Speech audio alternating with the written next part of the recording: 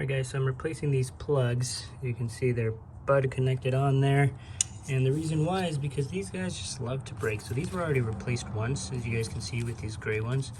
The black ones gave out next. So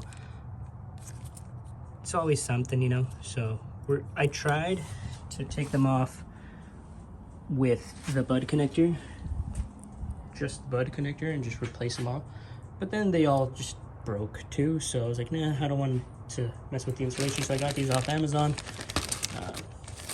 And they're just the plugs, brand new, and they say they're reinforced, but they look identical, so I don't know if they are. Basically what you want to do is you want to follow the pattern. So let's say this one's facing up. Let's face this one up. Red is yellow with black, black is green, and black is black. So both yellows are reds and both blacks are green and black. So just know that both reds are yellows and they have to go in this order. 1, 2, 3, 4, 1, 2, 3, 4. So we can try to do that, replicate it, and we'll see how it goes. But this is a quick and easy process. Like I said, this one's already done. Just gonna tidy it up. I'm gonna put insulation cable on this, kind of like this, and should be good to go. I'm putting grease inside of these so that they're waterproof as well, but other than that, we're good to go. Okay, so it looks like they're all wired up correctly, and this one was a little long, so I kind of had to make it go back, dip down, but everything should fit and go back on accordingly. I'm not swapping these out yet, because they look like they have good contact, and I tested them with a light tester. They still get voltage. These ones were, you know, obviously still getting voltage, but let's say it's on there and it's slightly recessed, it's not going to get a good connection no matter what you do. And by the looks of it, this one was missing a pin anyway. See the little gray thingies? This one was missing a pin, and this one has no pins because I tried to take them out and there they are. So one was missing a pin and the other one, you know, could be the cause, but not really safe to say, because this car has just been an electrical nightmare, you know. So doing the best that I can. Don't know where this is.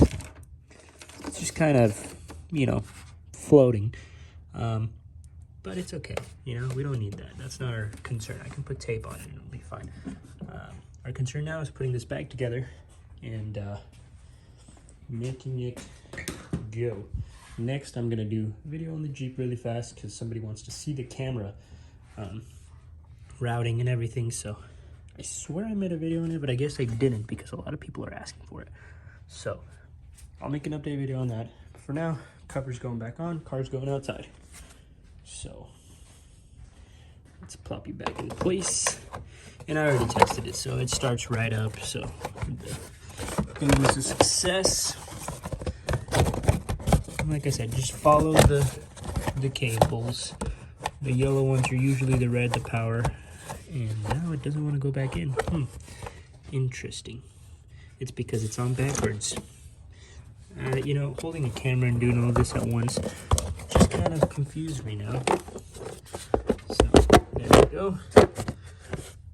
And yes, that's a piece of cardboard as a washer, because the washer fell into the deep dark abyss of nothingness and I couldn't find it. So that's better than nothing. And as you may know it, cardboard has a way of not, you know, melting. So I would use some very, very nice cardboard. So I wouldn't use it on anything fire or anything that'll get stupid hot, but on this cover, it's already protected by the heat-resistant plastic, so you're fine. Okay, so new alternator, bunch of new stuff. It still has a misfire, so I'm hoping that helps with a misfire, because if you don't have a good plug, it may have a misfire regardless. The last thing that it could be is an injector, because I got spark plugs, coils. They're all checked off, and the coils are pretty easy to test. You just unplug one, plug it back in. If the sound worsens, then it's bad. But if the sound stays the same, it's good. So only one was bad. Replaced it. Now it still shakes. So my guess is that it's the injector and not at all. It's just a little diagnostics. but that's it for the video for this one, guys. And I'll catch you guys on the next one.